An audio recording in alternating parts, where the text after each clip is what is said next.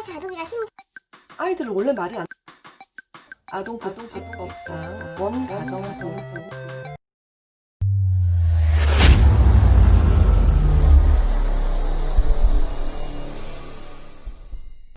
안녕하세요. 변변한 법률정보 변변TV 변변입니다. 네, 저는 부산에서 변호사 활동을 하고 있는 법조인이기도 하지만 그 이전에 5살 여자인 예원이, 그리고 이제 17개월 된 예랑이, 이렇게 딸 둘을 가진 엄마이기도 합니다. 여러분들도 아마 매스컴을 통해서 천안 계모 아동학대 사건에 대해서 들어서 알고 계실 거라고 짐작이 됩니다. 계모가 의붓아들이 거짓말을 한다는 이유로 훈육을 하겠다라면서 여행 가방에 아이를 7시간 가두어서 결국 다발성 장기부전으로 사망에 이르게 한 사건인데요. 저도 오늘 여원이 어린이집 엄마들하고 단톡에서 이 사건에 대해서 함께 얘기를 나누었습니다. 현재 그 계모는 아동학대 범죄 처벌 등에 관한 특례법 위반으로 구속되어 있는 상태고요. 그리고 그 친부 역시도 아동학대 정황이 있는 것으로 보고 피의자 신분으로 전환해서 수사 중에 있습니다. 아마 누구라도 공분할 만한 일이지만 아이를 키우는 엄마 입장이라고 한다면 정말 경험을 금치 못할 만큼 끔찍한 일입니다. 아이가 얼마나 고통에 시달렸을지 정말 생각만 해도 너무 소름 끼치는 일이 아닐 수 없습니다. 그런데 저는 이 사건을 접하고 데자비처럼 떠오르는 사건이 하나 있었습니다. 칠곡 계모 사건이었습니다. 의붓딸이 말을 듣지 않는다는 이유로 복부를 무차별 구타해서 아프다고 하는 아이를 병원에 데려가지 않아 결국 복막염으로 사망에 이르게 한 사건이었습니다. 당시 피해자의 나이가 만 8세였고요. 근데 더 경악할 만한 것은 이 계모가 만 12세였던 그 아이의 언니에게 자기가 아이를, 여동생을 때려서 숨지게 한 것처럼 거짓 진술을 하겠다는 것이었습니다. 계모는 그 언니로 하여금 동생을 죽였다라는 허위 진술을 강요하게 함으로써 그 언니 역시 이 사건의 공범으로 기소되게 하는 그런 파렴치한 짓을 했던 것입니다. 네, 다행히 추가 수사 과정에서 언니는 공범이 아니라 피해자라는 사실이 드러났습니다. 네, 언니 역시도 말을 듣지 않는다는 이유로 계모가 성추행을 하기도 했었고 물고문을 하는 등 만행을 저질러 왔었다고 밝혀졌죠. 하지만 그 계모에게는 징역 15년형이 확정되며 그쳤습니다. 칠곡 계모 사건을 모티브로 해서 영화 어린 의뢰인이 만들어지기도 했었습니다. 그런데 이러한 아동학대 사건에 공통점이 있습니다. 바로 가해자가 피해자에게서 아동학대의 원인을 찾는다는 것입니다. 그 애가 너무 말을 안 들었어요. 이 아이는 정말 다루기가 힘든 아이예요. 제가 이 아이를 훈육하려고 하다가 일이 이렇게 커진 거예요.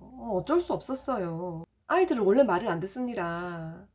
말을 안 듣고 미숙하기 때문에 아이인 거 아니겠습니까? 어떻게 그러한 이유로 아동학대가 정당화될 수가 있겠습니까?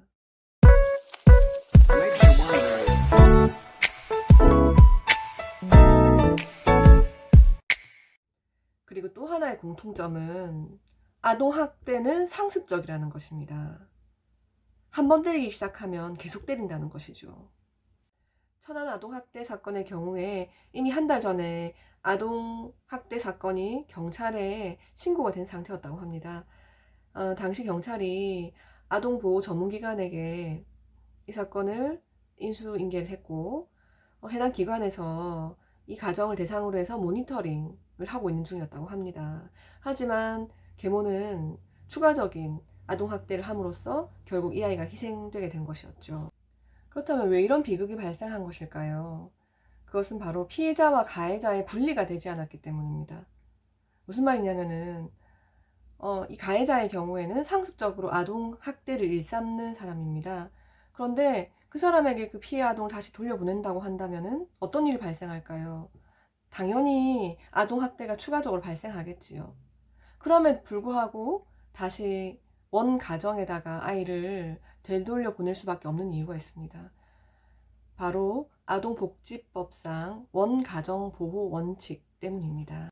아동복지법 4조 4항은 국가나 지방자치단체가 가급적 아이가 태어난 곳에서 성장할 수 있도록 지원을 하도록 되어 있고, 아이가 보호시설에 수용이 되어 있다가도 다시 원래 가정에 돌아갈 수 있도록 지원을 하도록 규정을 하고 있습니다. 네, 왜 아이들을 원 가정으로 돌려보내야 한다라고 하는 원칙을 세운 것일까요?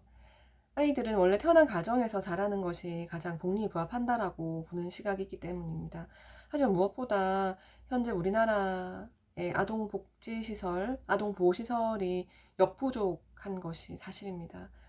해서 예산 부족으로 시설 자체도 많지 않을 뿐만 아니라 그 시설 내에서의 아동학대 사건들도 비일비재하기 때문에 이러한 원가정 보호 원칙을 고수할 수밖에 없는 그런 속사정이 있다는 것입니다. 네, 피해 아동들에게 원가정으로 돌아갈지 아니면은 시설에 남을지를 묻는다고 할 경우에 대체로는 집으로 돌아간다고 합니다.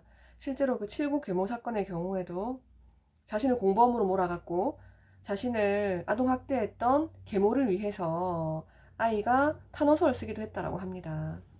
때문에 아동 보호 전문 기관에서 사안의 심각성을 잘 판단해서 그 피해 아동을 위해서 피해 아동 보호 명령의 조치를 취하지 않은 부분에 대해서는 굉장히 큰 아쉬움이 남는 대목이라고 할 것입니다.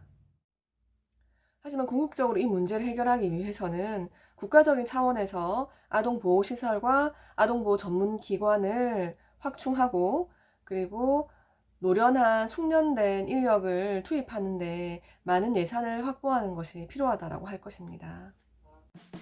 불행한 아이들이 많은 사회는 결코 행복할 수 없습니다. 우리 아이들도 행복해야 되지만 우리 아이의 친구들이 행복해야 우리 아이들도 정말 행복할 수 있습니다. 피해 아동 개인이 결코 해결할 수 없는 문제입니다. 국가적인 차원에서 아동 보호 시스템의 도입이 필요합니다. 지금 이에 대해서 청와대 국민청원으로 동의를 받고 있는 것으로 알고 있습니다. 저 또한 그에 대해서 동의를 했고요.